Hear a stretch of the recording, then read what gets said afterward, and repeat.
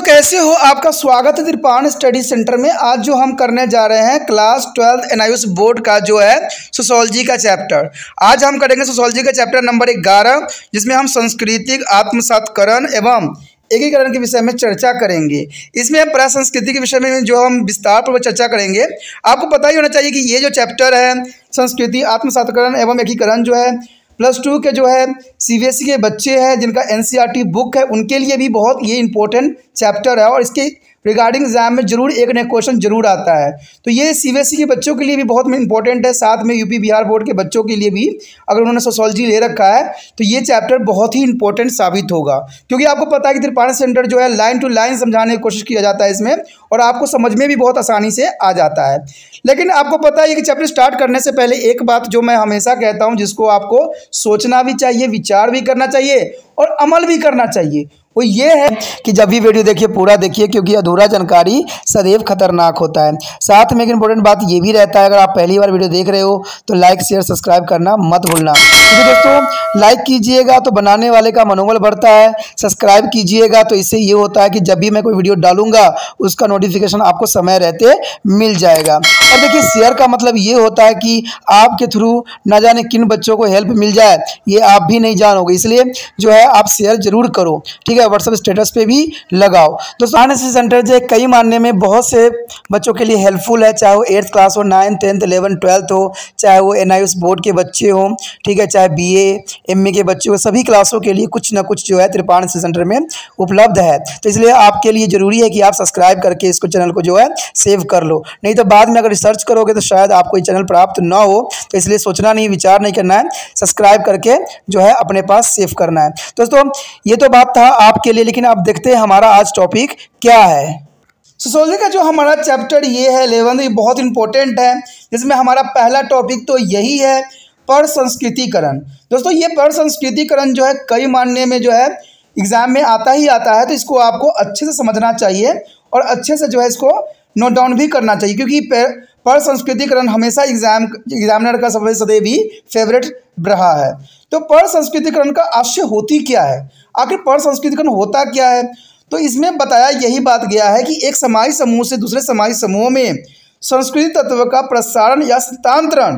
देखिए परसंस्कृतिकरण का मतलब साफ शब्दों में यही है कि कोई भी संस्कृति होती है ना दोस्तों, उसके जो तत्व होते हैं वो एक जगह से दूसरे जगह ट्रांसफ़र होती है, उसी को ही हम परसंस्कृतिकरण कहते हैं। यानी प्रसार भी हो सकती है और स्थानांतरण भी। स्थानांतरण का मतलब एक से दूसरे जगह जाना होता है, और प्रसारण का मतलब होता है कि इसको फैलाना। तो इसी को ही हम क्या कहते हैं, परसंस्कृतिकरण। परसंस्कृतिकरण संस्कृति परिवर्तन की एक प्रक्रिया है जो विभिन्न संस्कृतियों वाले समुदाय के बीच संपर्क के कारण जो है प्रतिफलित भी होती है। यानी जो है यहाँ पर संस्कृतिकरण दोस्तों इसलिए भी काफ़ी आगे बढ़ती है क्योंकि विभिन्न संस्कृति के समुदाय के लोग जो है हमारे समाज में रहते हैं और उनके अलग अलग विचारधारा, अलग अलग जो है संस्कृति होती है, जिसके वजह से परसंस्कृतिकरण जो है अपना काफ़ी दबदबा बना रखा है और इसी कारण जो है ये काफ़ी यहाँ पर प्रसार भी हो रहा है। परसंस्कृतिकरण के मामले में दोनों संस्कृतिकरण परंपरा प्रभावित होता है, क्योंकि एक संस्कृति के गुण दूसरी संस्कृति में प्रविष्ट हो जाती हैं। ये आपने देखा ही होगा कि मान लीजिए कोई संस्कृति है, अगर हम कहीं दूसरी जगह जाके रहने लग जाते हैं तो हम अपनी संस्कृति भूल नहीं जाते हैं, हम जो है उस संस्कृति को यहाँ पर भी अपनाते हैं और उसको जो है देखा देखी दूसरे व्यक्ति भी अपना लेते हैं। तो इसे तो हम कहते हैं परसंस्कृतिकरण, यानी प्रसारण भी हुआ और हमने अपने जगह को स्थानांतरण भी किए। तो ये दोनों कंडीशन में जो है ये परसंस्कृतिकरण का एग्जाम्पल आप समझ गए होंगे, ठीक है। दोनों ही कंडीशन में जो है वहाँ की संस्कृति काफ़ी प्रभावित होता है। कभी कभी तो हम ये भी देखते हैं कि हम दूसरे जगह कुछ गुणों को भी अपना लेते हैं, ठीक है। कभी कभी जो होता था, पहले फास्ट में हम कुछ भी नहीं करते थे, इवन कि हम चाय भी नहीं पीते थे, लेकिन आज के समय में इसके जगह पर क्या आ गया है कि कट्टू का आटा आ गया है, शुद्ध वाला कहते हैं नमक आ गया है। तो ये बहुत चीज़ें जो है हमारी संस्कृति को जो है तहस नहस करने में लग गया है, क्योंकि वो बात रह नहीं जाती जो पहले हुआ करती थी। आज लोगों ने क्या किया है, अपने आप को बदल लिया है और इसको जो है सही मान्यता दे दिया गया है। पहले कहते हैं चाय भी नहीं पिया जाता था, लेकिन लोग जो है आज कल चाय भी पी लेते हैं फास्ट में, जो कि गलत है। कहते हैं पहले समय में सब बातों को नहीं लिया जाता था और इनको शुद्ध रूप से मनाया जाता था। क्योंकि कहते हैं ना, कोई भी जो अगर देखिए कोई भी पर्व हो या पूजा पाठ हो तो इसको शुद्ध रूप में लिया जाता है, अशुद्ध रूप में नहीं लिया जाता है। अगर आपने फास्ट किया ही है और आपने कट्टू के आटा का बना के रोटी खा लिया, आपने जो है सिंधिया नमक खा लिया, तो कहते हैं आपने तो हर चीज़ को खा लिया, तो फिर आपका व्रत किस प्रकार मान्यता दी जाएगी। तो इसी को कहते हैं कि ये जो होता है प्रसारण होता है और कुछ गुण जो है उस जगह के भी अपना लिया जाता है। तो ये पर संस्कृतिकरण के अंतर्गत ही आता है। सभी समाजों और समूह में सांस्कृतिक संपर्क होता ही रहता है। देखिए यही बात मैं अभी बता रहा था ना आपको कि सभी समाजों में और समूह में सांस्कृतिक संपर्क होता है। जब संपर्क होता है तो उसमें बहुत से बदलाव देखने को मिलता है। यह तभी संभव है जब लोग नए गुण स्वभावों को अपनाना चाहते हों और अपने पुराने स्वभाव एवं विशेषताओं को भी निरंतर बनाए रखना चाहते हैं। तो कई जो त्यौहार है, पर्व है, लोग क्या किए हैं उसको मना तो रहे हैं, लेकिन उसमें जो है कई चीज़ों को चेंजेस भी हो गया है, यानी बहुत चीज़ें जो है बदलाव भी हो गया है। तो इसको हम कहते हैं कि आज हम जनरेशन हमारा बदल गया है तो हमारा विचार क्यों नहीं बनेगा, क्यों नहीं बदलेगा। तो यही विचारधारा जो है आज संस्कृति जो है पर संस्कृतिकरण की धारणाओं को विकसित किया है। संस्कृति किसी व्यक्ति की जन्मजात धरोहर नहीं होती है। संस्कृति हमारा कोई जन्मजात धरोहर नहीं है। एक व्यक्ति संस्कृति, मूल्य, रीति रिवाज, परंपरा तथा प्रतिमानों को जन्म के बाद प्राप्त जो है सामाजिक वातावरण में रहते हुए सीखते हैं। यानी आप जो संस्कृतिकरण सीखते हो वो धीरे धीरे सीखते हो, आपका जन्मजात धरोहर नहीं होता है। ठीक है, कोई भी संस्कृति शुद्ध एवं अधिककालीन मौलिक संस्कृति नहीं है। कहते हैं कोई भी संस्कृति पूरी तरह से अलग या अछूता रह सके यह संभव नहीं है। यानी कोई भी संस्कृति पे जो है उसका देशांतर का सदैव ही प्रभाव पड़ता है। अगर आप यहाँ से वहाँ चले जाते हो तो उसका भी प्रभाव देखने को उस संस्कृति पे मिलता है। कोई संस्कृति अकेले जीवित नहीं रह सकता। निरंतर और परिवर्तन से संयुक्त संस्कृति जो है संस्कृति एक प्रगतिशील प्रक्रिया है, यानी ये बदलता ही रहता है और इसमें चेंजेस होते ही रहते हैं। कहते हैं आधुनिक यातायात और संचार साधनों के द्वारा संस्कृति संपर्क सुगम होता जा रहा है और दो भिन्न भिन्न संस्कृतियों के संपर्कों से विभिन्न जो है संस्कृति विशेषताएं या गुणों को परंपरा अपनाने में सहायता भी मिल रही है।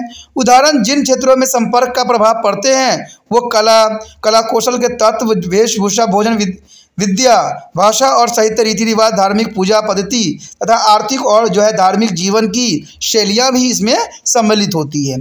तो ये सारे चीज़ें जो होती है आज जो है आधुनिकता के कारण हुआ है। कोई चीज़ पहले दूसरे जगहों पर नहीं मिलता था, लेकिन आज आधुनिक युग होने की वजह से ये जो है बहुत आसानी से मिल जाता है, जिसकी वजह से उनको जो है पूजा पाठ करना बहुत ही आसान हो जाता है।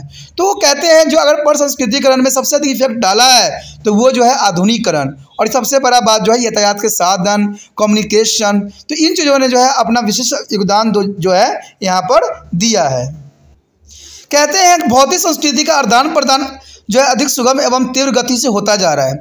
जो भौतिक संस्कृति है उसको जो है बहुत तेज़ी से जो लोग हैं अपनाए जा रहे हैं और एक दूसरे को सुगमता से ये चलती चली जा रही है। पर संस्कृतिकरण की इस प्रक्रिया में इस संस्कृति गुणों के प्रदान पर प्रबल संस्कृति का प्रभाव उन लोगों पर भी साफ साफ दिखाई देता है जो या तो संख्या में कम है अथवा जो है नाममात्र या विस्थापित है। देखिए, पर संस्कृतिकरण का जो है प्रभाव हर एक व्यक्ति पे पड़ रहा है, चाहे उनकी जनसंख्या कम क्यों ना हो, उन पे भी उसका प्रभाव देखने को मिला है। संस्कृतिकरण का अर्थ जो होती है एक सामूहिक, यानी एक सामाजिक समूह के तत्वों के दूसरे सामाजिक समूह में प्रसारण एवं स्थानांतरण। देखिए, संस्कृतिकरण का मतलब ही यही होता है। आपको यह छोटा सा वर्ड याद करना है कि एक सामाजिक समूहों के तत्व दूसरे सामाजिक समूहों में प्रसारण और स्थानांतरण को ही कहते हैं। प्रसारण का मतलब फैल जाता है, स्थानांतरण मतलब एक जगह से दूसरी जगह चला जाता है। तो ये संस्कृतिकरण कहलाता है, यानी एक सामाजिक समूह जो होता है दूसरे सामाजिक समूह के तत्व जो है सम्मिलित हो जाते हैं, इसी को ही संस्कृतिकरण का नाम दिया गया है। शिक्षा संस्कृतिकरण को प्रभावित करने वाले एक प्रबल कारक है। देखिए, शिक्षा से जो होता है व्यक्ति समझदार बनता है और उसको कई बातों को नॉलेज आ जाता है। तो कहते हैं संस्कृतिकरण को प्रभावित करने वाला सबसे बड़ा कारक जो है कहते हैं जो है शिक्षा ही है। क्योंकि आप देखे होंगे कि बच्चे रहते हैं सिंपली रहते हैं, लेकिन जैसे अच्छे पढ़ाई लिखाई कर लेते हैं उनके वेशभूषा, उनका स्टाइल सब चेंज हो जाता है। तो ये क्या हुआ, शिक्षा का ही प्रभाव देखने को मिला। ठीक है, क्योंकि यह जो है समुदाय को विचार द्वारा प्रभावित एवं उत्प्रेरित होती है, क्योंकि उनका विचार जो है बदल गया है, इसलिए उनका स्वभाव भी बदल गया है। संस्कृतिकरण की प्रक्रिया को प्रभावित या प्रतिबिंबित करने में आधुनिक यातायात और संचार माध्यम ने विशेष भूमिका निभाया है। इसमें कोई दो राय नहीं दोस्तों, क्योंकि आपको पता ही है कि आधुनिकता ने जो है पूरी तरह से बदल दिया है संस्कृतिकरण को, क्योंकि पहले हम दूसरे देशों में जा नहीं सकते थे, हम वहाँ की संस्कृति समझ नहीं सकते थे, लेकिन आज जो है कोई भी व्यक्ति, साधारण व्यक्ति भी दूसरे क्षेत्र में जाके रह सकते हैं, वहाँ की जो संस्कृति सीख सकते हैं, वहाँ के वातावरण में अपने प्रवेश को बना सकते हैं। तो यही बात है, यातायात के साधन ने बहुत आसान कर दिया है। और दूसरा जो है संचार के माध्यम। पहले व्यक्ति जो होते थे पत्र द्वारा जो है अपना विचारों का आदान प्रदान करते थे, लेकिन आज जो है संचार माध्यम ने जो है बहुत विशिष्ट बना दिया है। इवन कि आप दूसरे जगह के जो है दृश्य को भी देख सकते हो, वहाँ के जो व्यू होती है वो भी समझ सकते हो, वहाँ के कल्पना होती है, वहाँ के क्षेत्र की जो चित्र होती है, सभी चीज़ों को जो है बहुत विशिष्ट रूप से देख सकते हो। तो ये संचार माध्यम के ही कारण हुआ है। और इससे क्या होता है, व्यक्ति जो होता है कम्युनिकेट भी हो जाता है। मान लीजिए अगर आप कहीं गांव से आए हो और आपको जो है त्यौहार करने का रूल रेगुलेशन नहीं मालूम है, आप फटाक से फ़ोन करते हो गांव में, अपने माता पिता से पूछते हो कि हमें कैसे कैसे क्या क्या करना है, और उसी विधि से आप कर लेते हो। तो ये संचार माध्यम के कारण ही संभव हुआ है, और इसी को कहते हैं संस्कृतिकरण भी कहते हैं। अगर फिर भी संस्कृति आदान प्रदान इतनी आसान प्रक्रिया नहीं है, लेकिन फिर भी देखा जाए तो इतना आसान से नहीं होता है, क्योंकि सभी संस्कृति में अपना एक विशिष्ट और जो है कठिन जो है उपाय और कार्य रहता है। यह आदान प्रदान जो होती है अपनाने वाली ही जो है संस्कृति एक परिवर्तन होने देने की योग्यताओं और क्षमताओं पर निर्भर करती है। संस्कृति एक पुनरुत्क्षेपण और एक साथ रोपण या आदान कभी संभव नहीं हो सकता। देखिए बात तो यहाँ पर कोई गलत नहीं है, क्योंकि संस्कृति जो है जो रोपण या आदान प्रदान कभी होना संभव नहीं है, क्योंकि ये जो होती है अपनी इच्छाओं से होती है। अगर आपकी मर्जी नहीं है करना तो आप नहीं कर सकते, जो रूल रेगुलेशन है वो नहीं अपना सकते, ये आप पर जो है डिपेंड करता है। पर संस्कृतिकरण एक सार्वभौमी है और इस सत प्रक्रिया भी रखती है, जो काल की गति के अनुरूप घटित होती रहती है। यानी काल का मतलब है समय। देखिए समय के साथ ये जो होती है सदैव बदलती रहती है, समय के साथ जो है ये अपना रूप धारण करती रहती है, समय के साथ जो है अपना प्रतिमान भी प्राप्त करती रहती है। तो यही बात यहाँ बताया गया कि पर संस्कृतिकरण एक सार्वभौमी है और सत प्रक्रिया है, क्योंकि काल की गति के रूप में जो है ये घटित सदैव होती रहती है। सतत और परिवर्तन के साथ साथ एकता और विस्तार से भी संस्कृति जानी पहचानी होती है। पर संस्कृतिकरण की जो है स्थिति में परंपरागत सांस्कृतिक और आधुनिक संस्कृति के बीच एक संघर्ष और कोई गंभीर समस्या पैदा नहीं करता है। यानी देखा जाए तो इसमें कोई संघर्ष नहीं है, क्योंकि ये आपकी इच्छा पे डिपेंड करता है कि आप कोई संस्कृति को अपनाते हो कि नहीं अपनाते हो। अगर अपनाते हो तो भी सही है, नहीं अपनाते हो तो भी सही है, क्योंकि कहते हैं ना कोई भी जो चीज़ होती है, कोई भी रूल रेगुलेशन होता है उसको ज़बरदस्ती थोपा नहीं जा सकता। जैसे आपको पता है कि तिरपान सेंटर हमेशा यही आपको कहता है कि दूसरे बच्चों से वीडियो शेयर कीजिए, जो आपके क्लास के बच्चे हैं उनसे शेयर कीजिए, जिससे हो सकता है कि उनको भी इसका ज्ञान प्राप्त हो जाए, वो भी अच्छे एग्जाम में नंबर ले ले। लेकिन आप लोग जो है इस बात को ध्यान से सुनते नहीं हो, देते ही नहीं ध्यान। तो कहते हैं इसको ज़बरदस्ती बताया नहीं जा सकता, ज़बरदस्ती करवाया नहीं जा सकता। ये तो इंसानों की इच्छा पर डिपेंड करता है कि अगर मैं तिरपान सेंटर को जितना आगे बढ़ाऊंगा, हो सकता है कि मुझे और दूसरे सब्जेक्टों को विषय में भी अच्छे से अच्छा जानकारी मुझे मिल जाए और मैं अच्छे से अच्छे पास हो जाऊँगा। क्योंकि तिरपान सेंटर आपके लिए तभी करेगा जब ये चैनल आगे बढ़ेगा, जब ये दूसरे बच्चों तक पहुँचेगा, जब इसका व्यू अधिक होगा, तभी मुझे लगेगा ना कि बच्चे देख रहे हैं और उनको समझ में भी आ रहा है, तभी देख रहे हैं। और मुझे ऐसा नहीं लगेगा कि बच्चे नहीं देख रहे हैं तो फिर मुझे बना के क्या फ़ायदा होगा। तो आप तिरपान सेंटर से जो रहोगे अनभिक्त हो जाओगे, ये बंद हो जाएगा। क्योंकि मैं तभी बनाऊंगा जब आप लोग जितना हो सके इसको फैलाओगे, जितना हो सके दूसरे बच्चे तक पहुंचाने की कोशिश करोगे। क्योंकि मेरा एक ही मंतव्य है, एक ही उद्देश्य है कि जो हमारे देश के नागरिक हैं वो सही ज्ञान के साथ आगे बढ़े। ठीक है, इसलिए जो मैं किताबों को ही फॉलो करता हूँ, यानी शब्द टू शब्द ही बात समझाने की कोशिश करता हूँ। मेरा कोई फालतू वाला चीज़ नहीं होता कि एक्स्ट्रा जो है जो कहते हैं ना सिलेबस आप अपना कर लो ना, वही सबसे बड़ा बात हो जाती है। कहते हैं आज के समय में बच्चे जो होते हैं कभी इस वीडियो को देख रहे होते हैं, कभी उस वीडियो को देख रहे होते हैं, कभी उस वीडियो को देख रहे होते हैं, जिसकी वजह से खुद ही कन्फ्यूज़ हो जाते हैं। बिल्कुल ही कहते हैं कौन सही है कौन गलत है क्या है, तो वो उस वजह से कन्फ्यूज़ हो जाते हैं हमेशा। तो ये बहुत बड़ी समस्या मुझे देखने को मिलता है। मेरे पास बच्चे आते हैं, मैं यही कन्फ्यूज़न सभी बच्चों के अंदर देखता हूँ कि बच्चे कभी ये कर रहे होते, कभी वो कर रहे होते, और उनका वास्तविक ज्ञान जो होता है कहीं छुपा हुआ रहता है, क्योंकि वो किताब कभी उठा के देखते भी नहीं है। इवन कि टीचर भी जो होते हैं स्कूल के, वो भी किताब को ही फॉलो कर रहे होते हैं, और बच्चे क्या कर रहे थे, इंटरनेट से यहाँ से वहाँ से कहाँ कहाँ से लिख रहे होते हैं, तो टीचर भी उसको काट दिया जाता है नंबर, और उनको नंबर भी उनको नहीं दिया जाता है, क्योंकि उन्होंने किताब को फॉलो नहीं किया होता है। ये कई जगह देखने को मिलेगा, या इवन कि आपके साथ भी ये घटना घटी जरूर होगी। तो इसलिए मैं हमेशा कहता हूँ कि अपने सिलेबस कर लो, अपना किताब पढ़ लो, वही आपके लिए सफिशेंट है। कहते हैं इतना अधिक जानने की ज़रूरत नहीं है, इतना डिजिटल की दुनिया में खोने की ज़रूरत नहीं है। तभी तो त्रिपाठी सेंटर सिर्फ आपके लिए जो है आपके ही किताब को शब्द टू शब्द बताने की कोशिश किया जाता है, जिससे कि आप अपना किताब को ही अच्छे से पढ़ लो।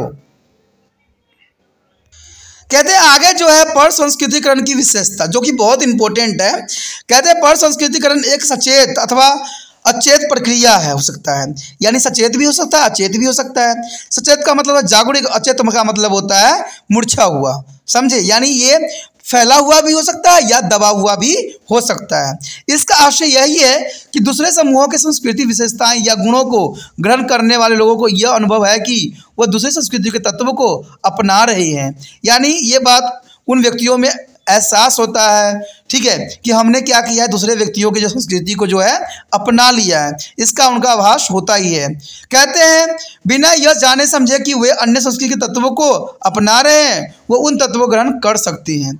यानी संस्कृति पर संस्कृति की विशेषता यही होती है कि आप जो हो इसमें कोई बुराई नहीं होती है, और बहुत ही आसानी से इसको आप ग्रहण भी कर सकते हो। कहते हैं पर संस्कृतिकरण तब घटित होती है जब विभिन्न संस्कृति वाले दो या दो से अधिक समुदाय एक दूसरे संपर्क में आते हैं। देखिए इसमें पर संस्कृतिकरण के बारे में बहुत अच्छी बात बताई गई है कि ये तब पर संस्कृतिकरण कहलाती है जब दो अलग अलग समुदाय एक दूसरे के संपर्क में जाते हैं।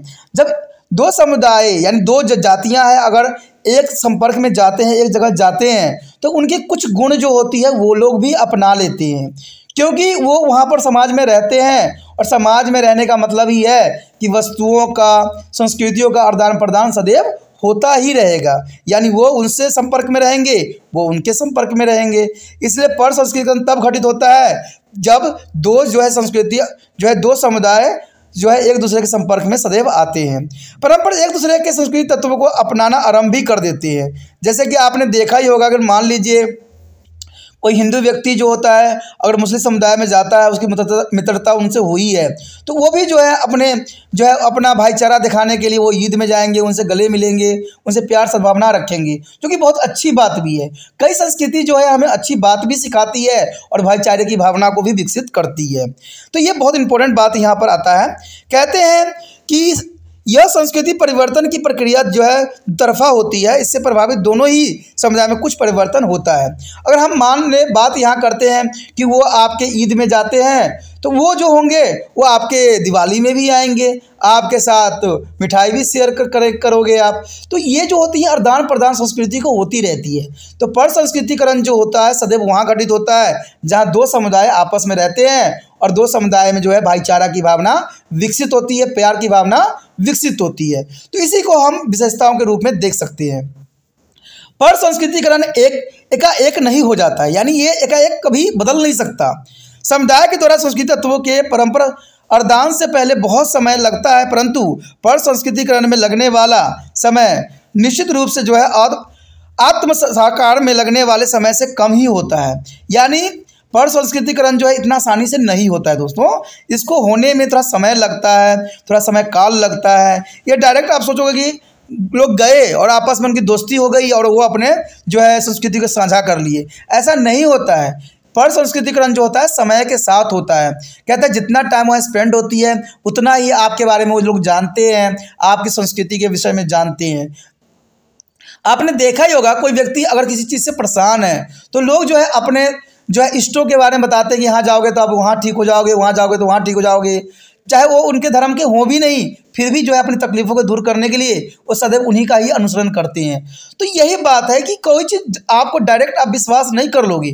पर संस्कृति की बात जो है यही बात करता है कि हम जल्दी ही उस चीज़ को अपना नहीं लेते हैं, थोड़ा समय लगता है। अंततः आत्मसत्करण की तुलना में प्रसंस्कृतिकरण में जो है अपेक्षित कम समय लगता है।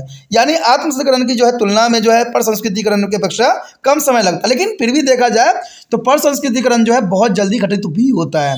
क्योंकि देखिए, मैं इतना टाइम की बात नहीं कह सकता, लेकिन ये जो होती है जैसे व्यक्ति रहने लगते हैं उनमें जो है सद्भावना आने लग जाती है और आदान प्रदान जो है होने लग जाती है। लेकिन जो आत्मसंस्कृतिकरण होता है वो बहुत लंबा होता है, तो इसके विषय में हम आगे चर्चा करेंगे। कहते हैं अगर चौथी पॉइंट की बात हम यहाँ करें तो प्रसंस्कृतिकरण या तो सीधे संपर्क के माध्यम से घटित हो सकती है, यानी सीधे संपर्क होने से, अथवा जो है परोक्ष रूप से दूसरे से ही घटित हो सकती है, जैसे रेडियो, दूरदर्शन, समाचार पत्र एवं साहित्य आदि के माध्यम से। यानी हम कोई रेडियो पर कोई बात सुनते हैं, कोई दूरदर्शन पर देखते हैं या समाचार में पत्रों में पढ़ते हैं या कोई साहित्य के बुक पढ़ते हैं, तो इसका प्रभाव हम पे अधिक पड़ता है और हम उसी चीज़ को जो है करने में लग जाते हैं। तो यही बात है कि प्रसंस्कृति जो है सीधे संपर्क के माध्यम से भी घटित हो सकती है। हम कोई विजुअल देखते हैं टीवी पे तो हम भी उसी तरह के कुछ करने की कोशिश कर जाते हैं। तो ये चीज़ें जो होती है ये प्रसंस्कृति के अंतर्गत ही आता है और विशेषता के रूप में भी आप देख सकती हो। उसके बाद है आत्मसातकरण। एक एकीकरण के लिए जो प्रसंस्कृति पूर्व निर्धारित शर्त या अवस्था होती है।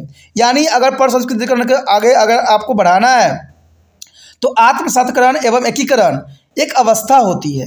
जैसे ही संस्कृति संपर्क होता है उसी समय से ही आत्मसातकरण एवं एकीकरण की दिशा में अग्रसर होने की स्थिति उत्पन्न होने लग जाती है। यानी देखिए दोस्तों, ये बात बहुत इंपॉर्टेंट बताया गया है यहाँ पर कि जैसे किसी व्यक्ति से आपको जो है संस्कृति संपर्क होगा वैसे ही आत्मसातकरण होगा, यानी आप काफ़ी मिलजुल जाओगे, उनमें एकीकरण की भावना देखने को मिलेगा। तो ये बात बहुत ही इंपॉर्टेंट रखता है कि आत्मसंस्कृतिकरण जो है बराबर एक पूर्व निर्धारित शर्त के अनुसार ये चलती रहती है। हमारा अगला टॉपिक जो है अत्यंत महत्वपूर्ण है, ये एग्जामिनर का सदैव ही फेवरेट रहा है, जिसका टॉपिक का नाम है आत्मसातकरण। देखिए, आत्मसातकरण जो है बहुत इंपॉर्टेंट है, ये कई बार एग्जाम में आया है, चाहे वो CBSE के +2 का हो एग्ज़ाम या NIOS के बच्चों का एग्ज़ाम हो। ये जो है आत्मसातकरण जो है बहुत इंपॉर्टेंट टॉपिक है, तो इसको आप ध्यान से समझने की कोशिश कीजिए। कहते हैं आत्मसातकरण भी जो है सांस्कृतिक संपर्क के ही द्वारा होता है। आत्मसात, देखिए ये संस्कृति संपर्क से ही जो है ये आता है, यानी संस्कृति संपर्क के द्वारा ही इसको जो है अनुभव किया जा सकता है। यह एक सामान्य धारणा है कि जितने ज़्यादा व्यक्तियों का परस्पर संपर्क होगा उतने ही वो परस्पर एक दूसरे के पसंद करेंगे। तो ये बात तो आपको भी पता है कि कोई व्यक्ति जितना किसी दूसरे व्यक्ति के साथ रहता है उतना ही उसकी आदतें, उसकी हैबिट सबको वो ग्रहण कर लेता है, ठीक है, या आपको उससे जो है लगाव भी हो जाता है। तो ये बात बहुत ज़रूरी है। कहते हैं जितना व्यक्ति जानता है एक दूसरे को उतना ही उसमें अच्छी बातें आती है और उसको समझने का मौका भी मिलता है। जितना अधिक वह परस्पर जो है संवाद भी करेंगे उतना ही अधिक वे सामान्य बनने की भी कोशिश करेंगे। यानी बात करने से, संपर्क बढ़ाने से व्यक्ति में जो है काफ़ी कुछ जानने और समझने का मौका मिल जाता है। तो ये सारे के सारे बात जो होती है आत्मसातकरण के अंतर्गत ही आती है। यह एक अन्य विश्वास है कि हम दूसरे के बारे में जितना ज़्यादा जानते हैं उतना ही अधिक हम उन्हें पसंद भी करते हैं। तो ये भी सच्चाई बात है। कहते हैं किसी व्यक्ति को जितना ज़्यादा आप जानोगे उसकी आदतें, उसके विचार, उसकी समझ, उसकी सोच के आदी होते चले जाओगे, क्योंकि यही चीज़ तो कहते हैं कि उनको आगे बढ़ाता है। आपने देखा होगा कि मंत्री लोग जो होते हैं आजकल इलेक्शन होती है तो वो लोग क्या करते हैं, घर घर जाते हैं, द्वार द्वार पे जाते हैं, उनसे वोट मांगते हैं, और कुछ जो होते हैं वो रेडियो टेलीविज़न पर ही प्रचार करते हैं। तो कहते हैं जो सामने जाते हैं, आपस में बात करते हैं, इससे ये होता है कि उनका अट्रैक्शन बढ़ता है। उनको ये लगता है कि ये हमारे हितैषी हैं और हम तो से ये मिलने आए हैं, हमसे बात कर रहे हैं, तो हम हमारे लिए अच्छे भी करेंगे। तो इसी विश्वास पे जो है आजकल जो है पॉलिटिकल्स में सारे के सारे मंत्री लोग जो है घर पे जाके खाना खा रहे हैं, घर पे जाके उनसे बातें कर रहे हैं, तो घर पे जाके उनको कई तरह के जो है पुरस्कार भी दे रहे हैं। तो ये आज के राजनीति के जो है बहुत बड़ा जो है आज क्रियाकलाप बन गया है। तो यही बात यहाँ पर भी आता है कि हम जिसको जितना संपर्क में जाते हैं, जितना हम किसी व्यक्ति से बातें करते हैं, जितना व्यक्ति से हम जान पहचान बढ़ाते हैं, उतने हम उस व्यक्ति के आदी हो जाते हैं, उसके व्यवहारों की आदी हो जाते हैं, उसके विचारों के आदी हो जाते हैं, उसके स्टाइलों की आदी हो जाते हैं, ठीक है। जैसे कि आपको पता है अगर कोई जीव जंतु भी हमारे संपर्क में आता है तो जीव जंतु भी हमारे जैसे हम सिखाते हैं वैसे ही हमारा हरकतें भी करने लग जाता है। तो यही बात आत्मसत्करण के विषय भी यहाँ बताता है कि हम जितना किसी दूसरे के बारे में जितना ज़्यादा जानते हैं उतने ही अधिक हम उनसे पसंद भी करते हैं। आत्मसात्करण का यह अर्थ होता है कि एक व्यक्ति अथवा समुदाय ने दूसरे व्यक्ति अथवा समुदाय के बीच मूल्यों को इस सीमा तक ग्रहण कर लिया हो कि उसकी अपनी पहचान में विलीन हो गई हो। इसका अर्थ समझ सकते हो आप कि देखिए हम दूसरे व्यक्ति को के पास जाते हैं, दूसरे व्यक्ति के विचारों से अवगत होते हैं, दूसरे जो व्यक्ति है उसकी आदतों से अवगत होते हैं। तो इससे क्या होता है, हम अपनी हैबिट को खो देते हैं, अपनी विचारधारा को खो देते हैं और दूसरे व्यक्तियों की विचारधाराओं पे अमल करने लग जाते हैं, उसको ही हम सब कुछ समझ लेते हैं। इसमें यही जो है आत्मसत्करण बताता है कि हम अपनी पहचान को विलीन कर देते हैं, यानी हम अपनी पहचान को ही ख़त्म कर देते हैं। मान लीजिए कोई बाबा होगा, आप उसके पास जाते होगे तो बाबा जो भी कहते हैं वो आप जो है आंख बंद करके कर लेते हो, यानी आप अपना जो है अस्तित्व ही ख़त्म कर देते हो इस जगह पे, क्योंकि आप आंख बंद करके उनके सभी बातों पे विश्वास कर लेते हो। जो जैसा कहता है वैसा ही आप करने लग जाते हो, जो कि अनुचित भी होता है फिर भी उचित में ले जाते हो। तभी तो आज जो है अपराध भी काफ़ी बढ़ जा गया है। तो यही बात जो है आत्मसात्करण जो है यहाँ पर बताता है कि हम कोई भी समुदाय या कोई भी व्यक्ति के मूल्य और उनके विषयों के विषय में जानते हैं, पहचानते हैं और उनके जो है विश्वास भी करते हैं और उनको पसंद भी करने लग जाते हैं। और इससे क्या होता है, हमारा अपना जो है व्यक्तिगत जो है पहचान वो सदैव ही विलीन हो जाता है। तो ये साफ शब्दों में जिसको आपको समझना बड़ा आसान हो गया कि हमारी जो है अपनी भावना, अपनी हैबिट, अपनी जो आदतें होती है दूसरे के प्रभाव में आने से ये सारे जो होते हैं विलीन हो जाते हैं। इसी को हम आत्मसात्करण के नाम देते हैं। कहते हैं आत्मसात्करण एक ऐसी प्रक्रिया है जिसमें असामान्य संस्कृति वाले व्यक्तियों का निकट संपर्क सर्वदा संस्कृति तत्व के सम्मेलन में प्रतिफलित होती है। यानी आत्मसात्करण एक ऐसी प्रक्रिया है जिसमें असामान्य संस्कृति वाले, देखिए जिसका संस्कृति एक जैसा नहीं है, वाले व्यक्ति के निकट संपर्क सर्वदा संस्कृति तत्व के जो है सम्मिलित में प्रतिफलित हो जाती है। हालांकि दूसरे की तरह जो है अरदान या ग्रहण करना ही दिशा में इस प्रकार के जो है घोषित नहीं किया जा सकता। तो ये काफ़ी इंपॉर्टेंट बात यहाँ पर है कि एक कहते हैं दूसरे की तरह अरदान या ग्रहण करना ही दिशा में इस प्रकार की घोषणा नहीं किया जा सकता। तो ये बहुत इंपॉर्टेंट है। कहते हैं आत्मसत्करण जो है प्राकृतिक रूप से घटित होने वाली प्रक्रिया मानी जाती है। देखिए आत्मसत्करण जो है प्राकृतिक परिघटना है। क्यों? क्योंकि अगर आप इसके संपर्क में जाते हो तो प्राकृतिक रूप से आप उसकी बातों को ग्रहण करते हो, न कि जबरदस्ती ग्रहण करते हो। कहते हैं जबरदस्ती जो ग्रहण की जाती है वो आर्टिफिशियल के रूप में देखी जा सकती है, और जो स्वयं ही आप ग्रहण कर लेते हो, स्वयं ही उसकी आदत, उसके प्रभावों का आप पे प्रभाव पड़ जाता है, तो ये जो हो जाता है एक तरह से देखा जाए तो ये जो है एक जो है प्राकृतिक रूप से घटित होने वाली घटना के रूप में है। ये सामान्य मानसिकता के सिद्धांतों को सामान्य समझी जाती है, यानी यहाँ पर आपकी मानसिकता सामान्य थी लेकिन आप उस व्यक्ति से काफ़ी प्रभावित हुए जिसकी वजह से उसकी सारी आदतें, उसके गुण को अपने अपना लिया। यह विचार इस लोकप्रियता पर भी आधारित है कि जो है समानताएं और समरूपताएं एकता के समान या समरूप होती है। कहते हैं आत्मसत्करण का विचार महसूस करने, सोचने और तंद्रूपी कार्य करने से निहित मानी जाती हैं। यानी ये चीज़ें जो दोस्तों होती है इसको विचार को महसूस किया जा सकता है, समरूपताएं एकता समान को समरूप हो सकती है। तो आत्म जो है सात्करण ये काफ़ी इंपॉर्टेंट है जिसमें हम दूसरे व्यक्तियों के गुणों को अपनाते हैं और अपने गुणों को जो है नष्ट कर देते हैं। यहाँ पर देखिए अगर हम तो आत्मसात एक दूसरा अर्थ यही भी होता है कि हम अप्रवासी से पूर्व में कुछ योगदान दिया करते हैं, उसे अपेक्षा की जाती है कि वह अपने स्वभाव, संस्कृति और दर्शन से आने वाली जो है पीढ़ी को भी कुछ अवश्य देगा। यानी आत्मसार ये भी बात बताता है कि हम दूसरे पीढ़ी को भी जो है अपने गुण, अपने आदतें दे दें। तो इस बात से भी जो है आत्मसत्करण जो है अंतर्गत आता है। यानी दूसरा अर्थ इसका ये भी होता है कि हम दूसरे जो है जनरेशन को भी अपने गुण, अपनी आदत, अपनी स्वभाव, संस्कृति, दर्शन आदि को जो है हम हस्तांतरण करते हैं। इस विचार का उद्गम जो अप्रवासियों में निहित होती है, यानी जो अप्रवासी लोग होते हैं, यानी अप्रवासी का देखिए दोस्तों यहाँ प्रवासी का मतलब होता है जो एक जगह से दूसरी जगह चले जाते हैं, और अप्रवासी होते हैं जो नहीं जाते हैं, जो एक जगह ही रहते हैं। प्रवासी यानी जो माइग्रेट कर जाते हैं, अप्रवासी जो माइग्रेट नहीं करते हैं। उन लोगों के द्वारा निर्धारित भी किया जाता है, यानी ये सारी बातें उन लोगों के द्वारा भी निर्धारित किया जाता है। आप देखते हो कि कोई व्यक्ति अगर गांव में रहता है जहाँ पर वो सदैव से रहता है, तो वहाँ के जो लोगों की आदतें होती हैं, उनके काम होते हैं, उनके विचार होते हैं, उनके भाषा होते हैं, सब कुछ अपना लेते हैं। और वही व्यक्ति अगर प्रवास में चला जाए, कहीं दूसरे जगह चला जाए, तो वो वहाँ का गुण अपना लेता है।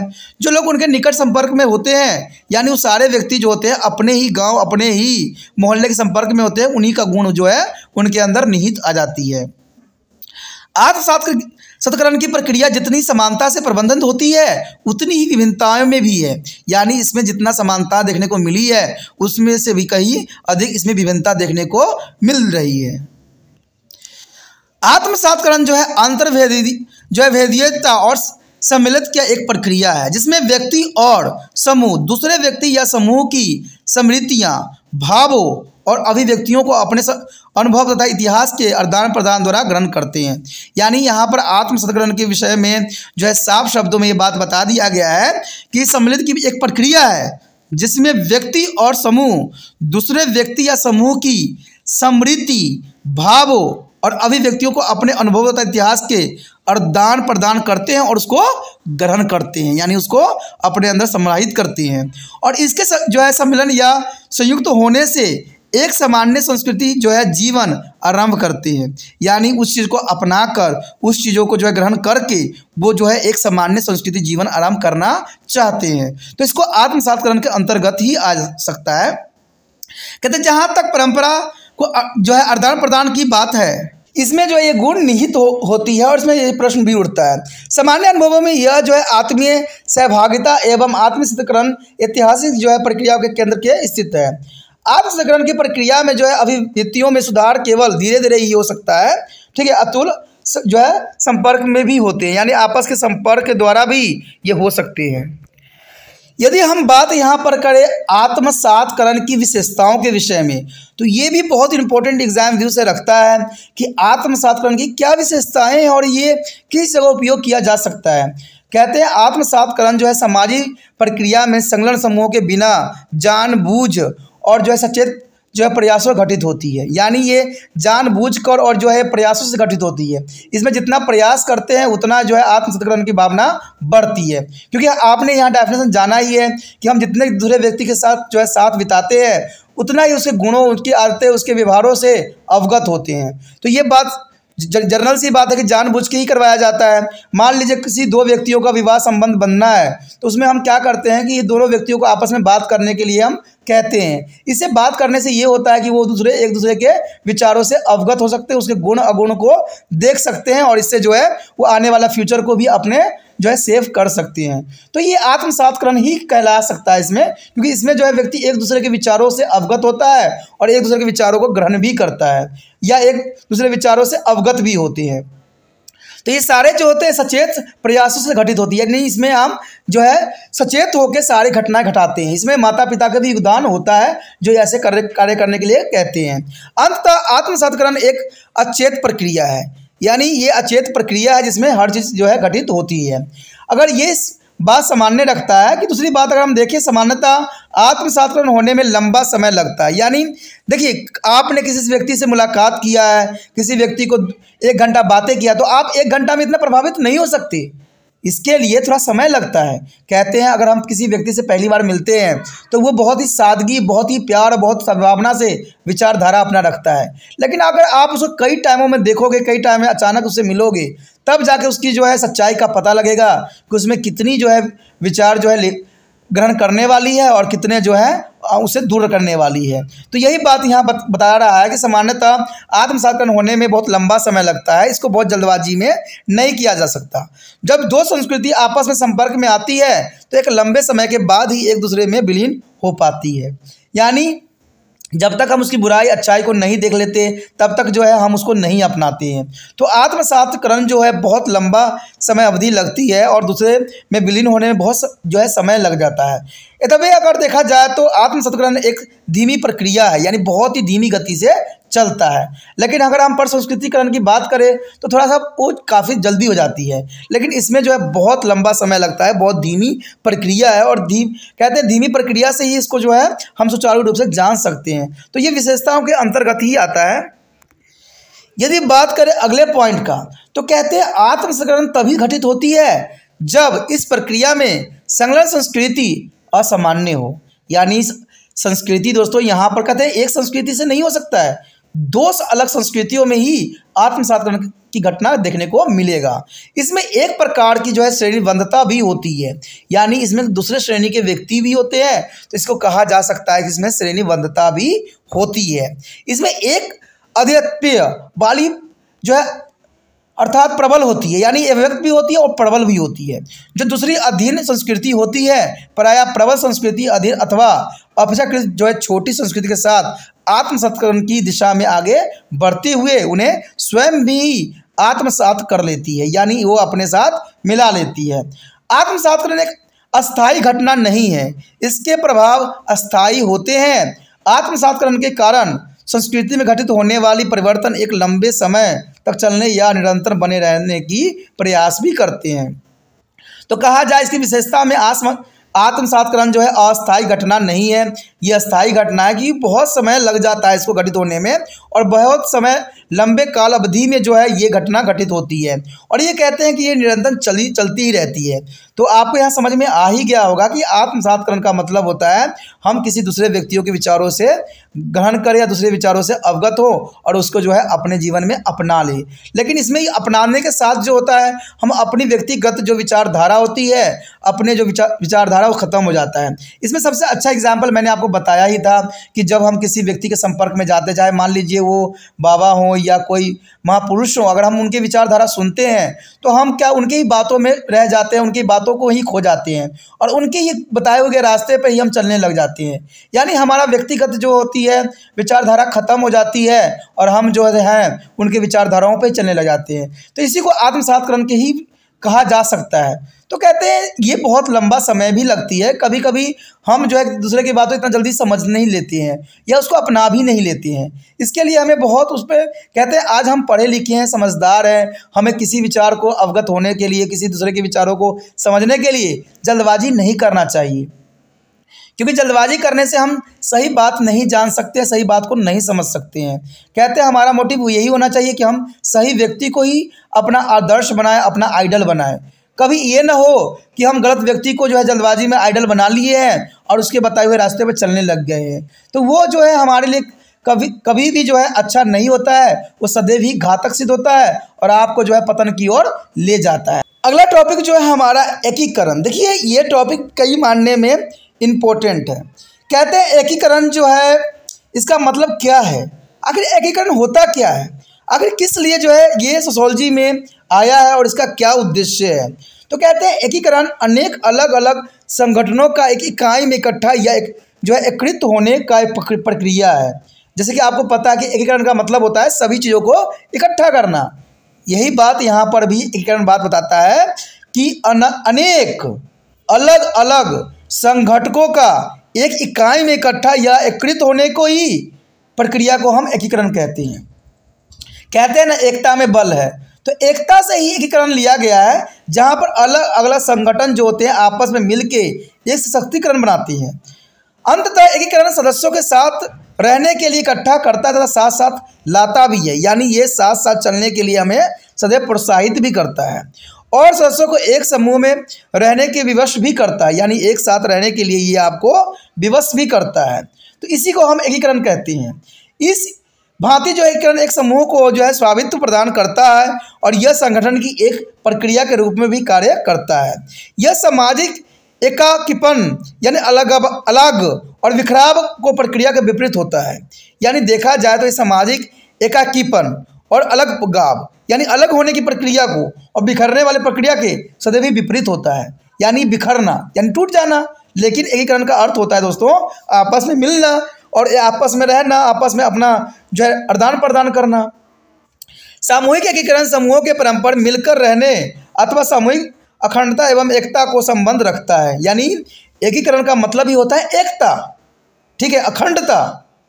तो ये आप समझ गए होंगे कि एकीकरण का मतलब ही होता है कि कई संगठनों को आपस में इकट्ठा होकर सशक्त बनना, उनमें जो है आदान प्रदान होना। तो इसी को हम जो है एकीकरण का नाम देते हैं। कहते हैं एकीकरण एक सामूहिक प्रक्रिया है, यानी ये एक सामूहिक यानी ग्रुप जो है एक प्रोसेसिंग है। यह मुख्य रूप से उन लोगों से संबंधित होते हैं जो समूह में रहते हैं, यानी जो ग्रुप में रहते हैं उनसे ही एकीकरण संबंधित होता है, क्योंकि उन्हीं का एकीकरण होना, उन्हीं का सशक्त होना जरूरी होता है, या उन्हें समूह की उपस्थिति में रहते हैं, यानी कोई भी समूह है उसमें वो उपस्थित रहते हैं। अगर बात करें समूह में बनने की आवश्यकताओं और तरीकों को समझना महत्वपूर्ण होता है कि अगर मान लीजिए कोई समूह में आप हो तो आपको आवश्यकता है कि उसके तरीकों को समझना जरूरी होता है, उसके महत्व को जानना जरूरी होता है। इस जानकारी से हमें उन समूहों में लगाव के माप और विस्तार को समझने में सहायता मिलेगा, क्योंकि आप जितना संपर्क में जाओगे, जितना एकीकरण की भावना आप में रहेगा, उतना ही आप वहाँ के जो है उससे लगाव हो जाएगी, उसके विस्तारों को समझने में काफ़ी आपको सहायता भी मिलेगा। समूह अलग अलग सदस्यों की आवश्यकताओं की पूर्ति करने के लिए बनाए जाते हैं। देखिए, समूह जो होता है अलग अलग सदस्यों की आवश्यकताओं की पूर्ति के लिए बनाया जाता है, क्योंकि सबका जो है आवश्यकता एक जैसा नहीं होता है। तभी तो आज देखते हो कि बहुत सारे ऑर्गेनाइजेशन जो है बनाई जा चुकी है, बहुत से पार्टियां बनाई जा चुकी है, क्योंकि सभी व्यक्ति के सदस्यों की जो है आवश्यकताएं अलग अलग होती है, अलग अलग विचारधारा होता है। जैसे कोई देखिए, कोई व्यक्ति जो है पानी फ्री कर रहा है, कोई व्यक्ति बिजली फ्री कर रहा है, कोई व्यक्ति लोगों को जो है पेंशन दे रहा है, कोई व्यक्ति जो है रोजगारी भत्ता दे रहा है, रोजगार देने की जगह पर भत्ताओं को प्रोत्साहित दे रहा है, कोई व्यक्ति किसानों को पैसे दे रहे हैं। तो सबकी अपनी अपनी विचारधारा है, अपनी अपनी सोच है, लेकिन किसकी सोच सही है ये तो समय ही बताएगा। तो यही बात यहाँ कहता है कि ये हमें मापने की एक यंत्र मान सकते हो, यानी सभी व्यक्तियों की अलग अलग आवश्यकताएं होती है और अलग अलग आवश्यकताओं को पूरा करना ही इसका एकीकरण का कार्य होता है। एक समूह अपने सदस्यों को सदस्यता एवं सुरक्षा प्रदान करता है। देखिए, समूह में रहने से क्या होता है, यानी एकीकरण होने से क्या होता है कि सबसे बड़ा इंपॉर्टेंट बात तो यही होता है कि इसमें जो है सुरक्षा प्रदान होती है। आपने देखा होगा कि कुछ बच्चे जो होते हैं अगर साथ में रहते हैं तो वो पावरफुल हो जाते हैं और क्या करते हैं, दंगे फसाद करने की कोशिश करते हैं, लोग बच्चों को परेशान करते हैं, लड़कियों को छेड़ते हैं, तो ये उनके पावर आ जाता है क्योंकि हम ग्रुप में हैं। लेकिन वही अगर व्यक्ति को अकेला आप देखिएगा तो वो बिल्कुल भीगी बकरी की तरह बन जाता है, वो किसी तरह की प्रक्रिया ही नहीं करेगा। तो यही बात यहाँ दर्शाता है। लेकिन कहते हैं ये सब बात तभी उचित होती है जो सही होता है। किसी को परेशान करना, किसी को तंग करना, ये कभी भी जग कल्याण और मनुष्यता का निशानी नहीं है। कहते हैं अगर देखा जाए तो ये सुरक्षा भी सबसे इम्पोर्टेंट प्रदान करता है और इस प्रकार यह एक समूह विषय में परस्पर जो है अपनेपन की भावना पैदा करने में भी सहायता करता है। यानी आप एक रहोगे, साथ में रहोगे तो आपका अपनापन का भावना जो है आपके मन में विकसित होगा, क्योंकि आप सब ग्रुप में हो, समूह में हो, तो आपस में जो है विचारों का आदान प्रदान, भोजन का आदान प्रदान, ठीक है, सोच की आदान प्रदान तो सारे होंगे, तो आपको थोड़ा सा अपनापन होता है, लगता है। देखते हो कोई व्यक्ति आपसे बात करता है, अच्छी बातें करता है और आपसे मन की बात जानने की कोशिश करता है, तो आपको लगता है कि काफ़ी व्यक्ति फ्रैंकली है और आपसे काफ़ी अपनापन जो है महसूस कराने की कोशिश करता है।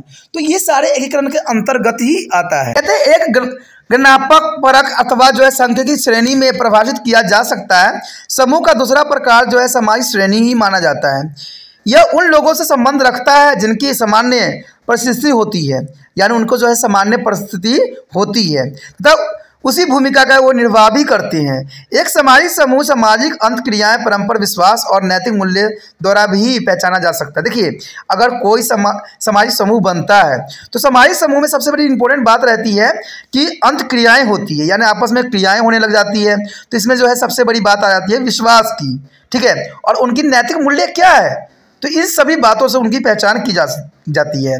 सामाजिक समूह के उदाहरण जो है परिवार भी हो सकता है, संबंधी समूह भी हो सकता है, गांव, जाति, समुदाय आदि भी हो सकता है। तो ये सारे जो होते हैं सामाजिक समूह के उदाहरण होते हैं। परिवार भी एक सामाजिक समूह है, ठीक है, जिसमें एकता की भावना वो रहेगा तो वो परिवार जो है आगे फलित भी होगी, फुलित भी होगी, आगे विकास भी करेगा। संबंधी समूह अगर मान लीजिए एकता आप में रहती है, संबंधों में अपने आपके जो कहते हैं आपके जो रिश्तेदार उनमें जो है रहता है संबंध अच्छा, तो उससे जो है आप कभी भी उनसे कोई भी कार्य करोगे आसान हो जाता है। कोई गांव अगर कहते हैं एक विश्वास एक बातों पे चलती है तो वो गांव भी आगे बहुत तरक्की करती है। जाति समुदाय भी इसी रूप के अंतर्गत आता है। यदि बात यहाँ पर करें सदस्यों के एक साथ रखने और समूह की अखंडता बनाए रखने के लिए भी एकीकरण एक संयुक्त शक्ति का काम भी करती है। यानी सदस्यों को एक साथ रखने और समूहों की अखंडता बनाए रखने के लिए एकीकरण एक संयोग शक्ति का काम करती है, यानी ये संयोजन का काम करती है, जोड़ने का काम सदैव करती है। समूह का जो है स्थायित्व जो है एकीकरण पर ही आधारित होती है।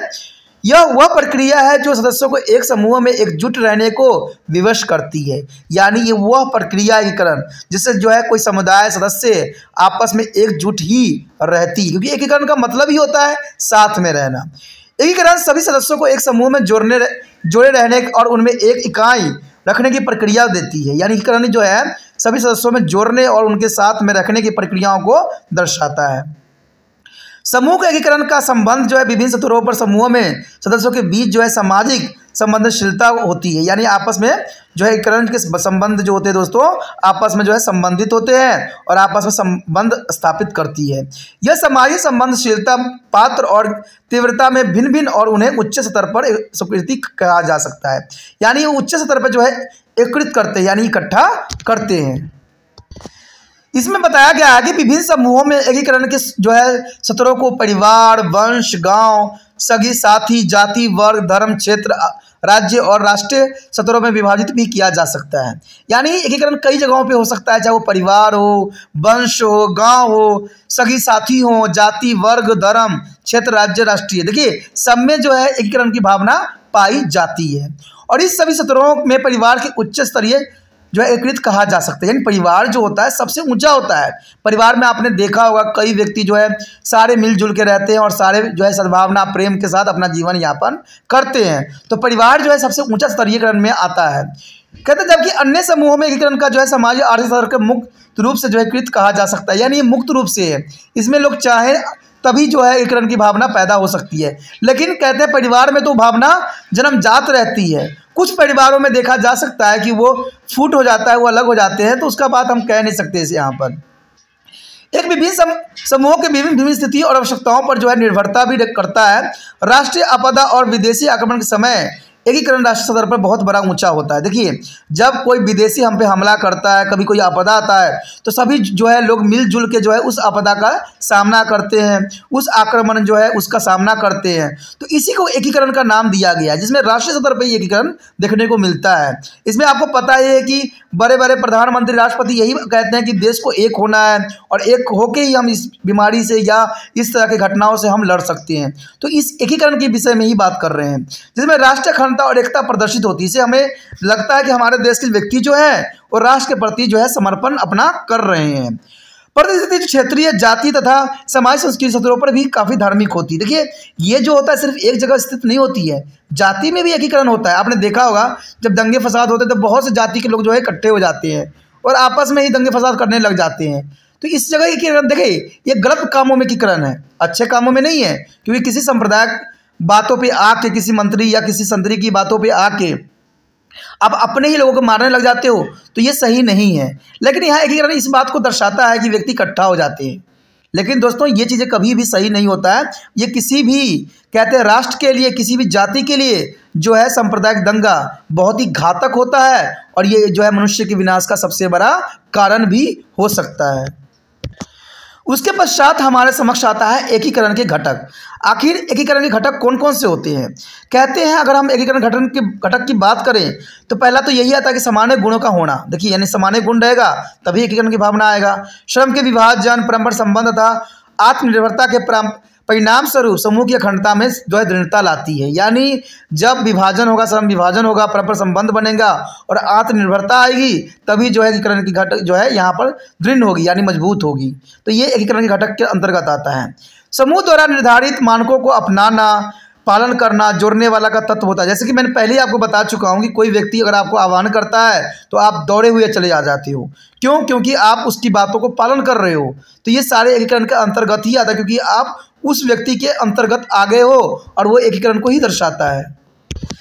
यदि बात करें समूहों में सामाजिक नियंत्रण को बढ़ावा देने के लिए ये वैचारिक केंद्रीकरण अथवा जो है एक समूह के सदस्यों के बीच अपनी संस्कृति को जो है अधिमान्यता देना प्रकारात्मक होती है। यानी कोई भी व्यक्ति जो होता है एकीकरण के रिगार्डिंग अपने सदस्यता के बीच अपनी संस्कृति को जो है आगे बढ़ाता है।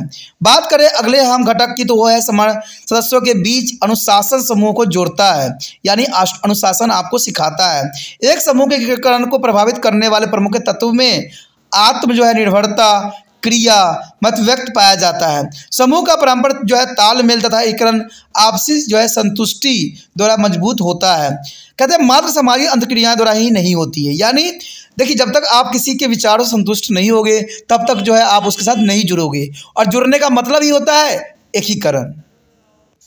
अगला टॉपिक जो है हमारा दोस्तों, एकीकरण को प्रभावित करने वाले कौन कौन से तत्व हैं। एकीकरण को प्रभावित करने वाले तत्व, कहते हैं समूह का आकार एक बड़े समूह की अपेक्षा छोटे समूह में एकीकरण अधिक सामान्य होता है। यानी देखा जाए तो समूह का आकार भी डिपेंड करता है। कहते हैं एक बड़े समूह की अपेक्षा छोटे समूह में एकीकरण अधिक दिखता है। बड़े समूह में एकीकरण होता नहीं, क्योंकि सबके विचार अलग अलग होते हैं, लेकिन छोटा समूह होता है तो उसमें आपस में काफ़ी विचारधारा मिलते जुलते रहते हैं, तो वो जो है सबसे अच्छा एकीकरण का समूह माना जा सकता है। दूसरी बात अगर हम देखें तो यहाँ पर यही आता है कि प्राथमिक समूहों में एकीकरण की अधिक शक्ति तथा क्षमता होती है। यानी प्राइमरी लेवल पे देखा जाए तो लोग जो होते हैं जल्द जो बातें को समझते हैं और डायरेक्ट जो है इकट्ठे हो जाते हैं, तो उसमें जो है वो शक्तिशाली होते हैं और काफ़ी सक्षम होते हैं, क्योंकि ये प्राथमिक समूह के अंतर्गत आता है। यही बात यहाँ आता है अगर हम बात करें भौतिक अस्थिरता और समूह के बीच संबंधों को, समरूपता एवं एकीकरण के जो है बीच सीधा संबंध देखा जा सकता है। अस्थिरता के फलस्वरूप एक परदेशी और नया व्यक्ति समूह में प्रवेश करता है तो जो है समस्या ये आती है कि समूह की अखंडता को खतरे में डाले बिना उसे कैसे आत्मसात किया जाए। यानी देखिए, कोई व्यक्ति अगर प्रवेश करता है किसी समूह में तो सबसे पहली बात तो ये होता है कि उसका प्रभाव समूह पे न पड़े, और उसको ऐसे आप आत्मसात करना होता है जिससे समूह पर किसी प्रकार का प्रभाव न पड़े और वो जो है हमारे समूह में सम्मिलित हो जाए।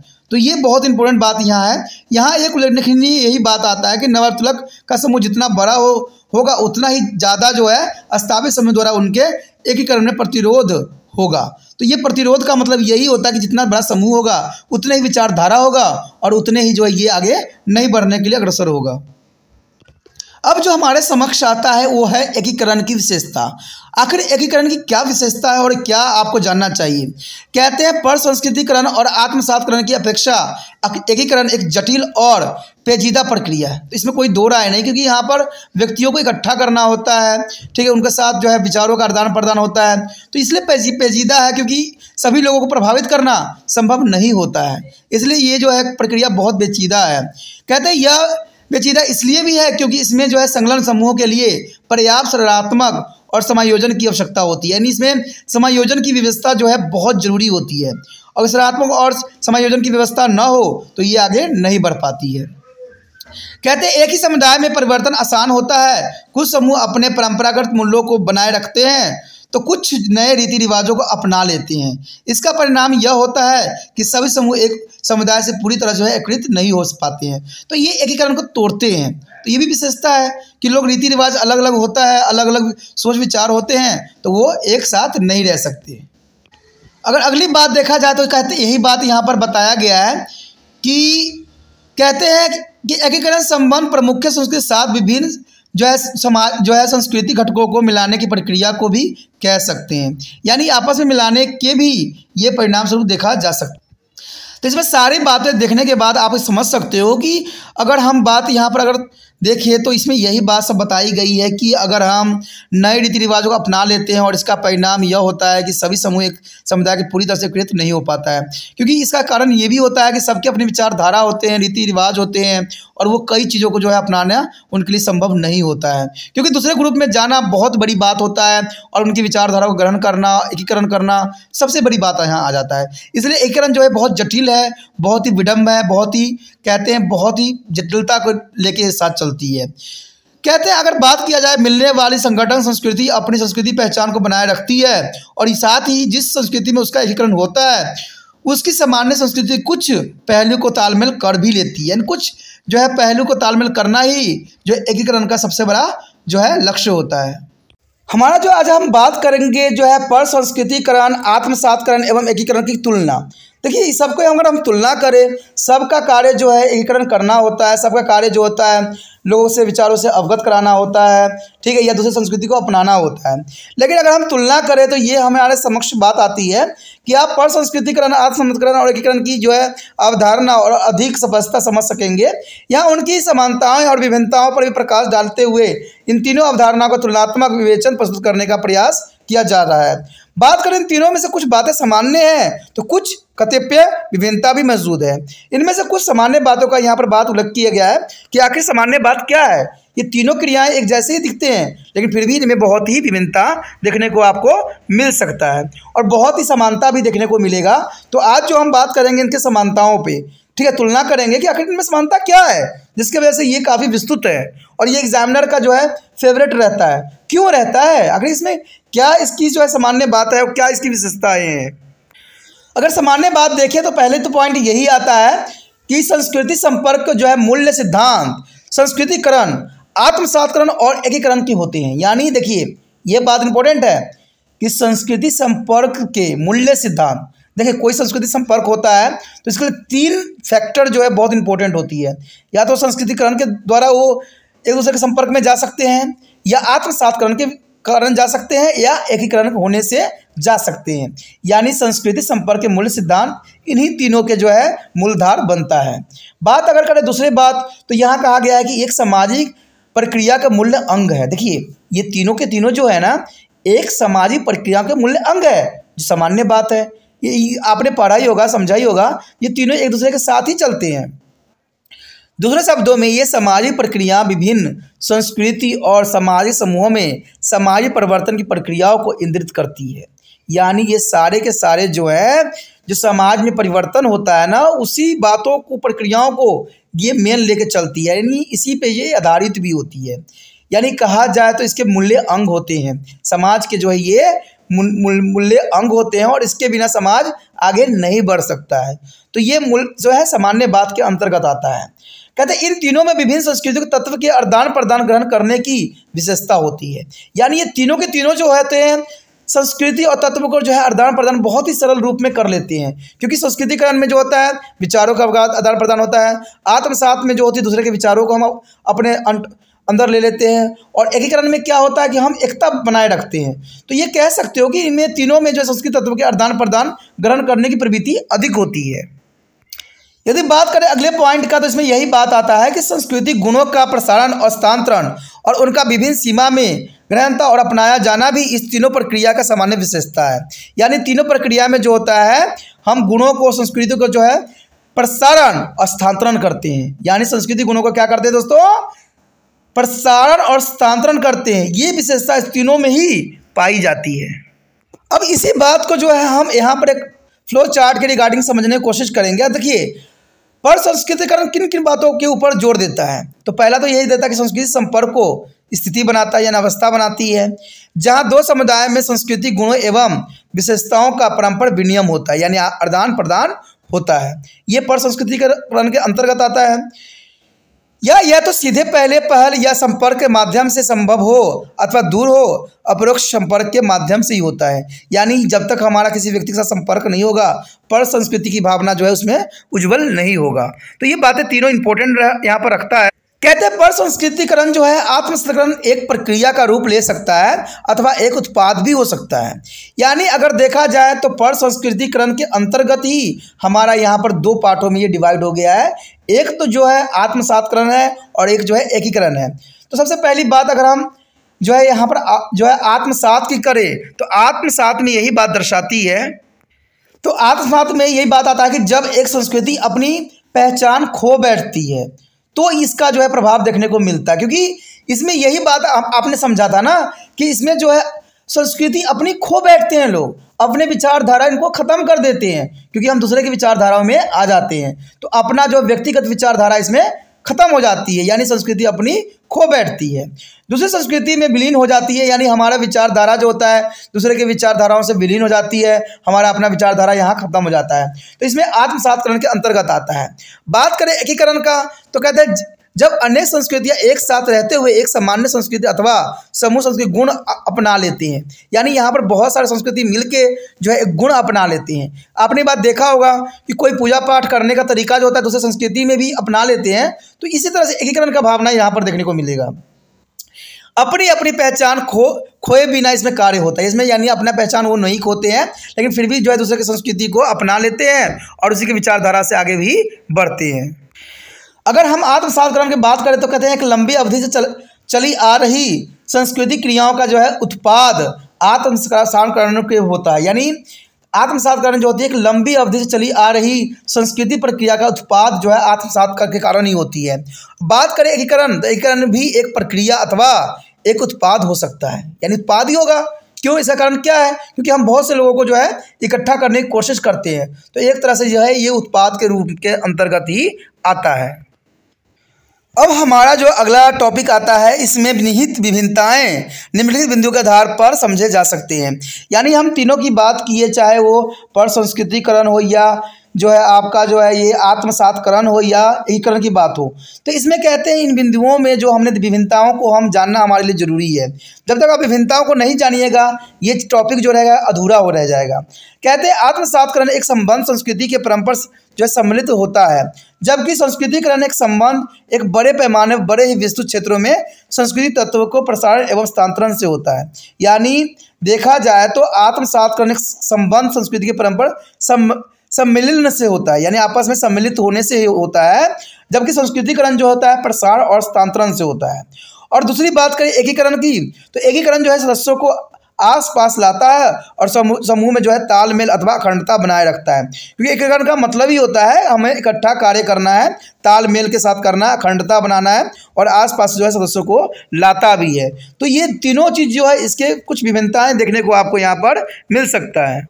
आगे बताता है कि पर संस्कृतिकरण एकीकरण के विरुद्ध एक निरंतर प्रक्रिया का काम करता है। यानी पर संस्कृतिकरण जो है दोस्तों एक एकीकरण के विरुद्ध एक निरंतर प्रक्रिया का काम करता है। यानी विरुद्ध कैसे करता है? देखिए, पर संस्कृतिकरण जो होता है क्या करता है, आपने जाना ही है, पढ़ा ही है कि स्थानांतरण करता है ये, ठीक है, या इसको जो है विस्तार करता है, फैलाता है। लेकिन ये एकीकरण को इसलिए विरोध करता है क्योंकि इससे जो होता है कोई चीज़ विस्तार हो जाता है ना, तो ये एकीकरण की भावना उसमें नहीं रहती है।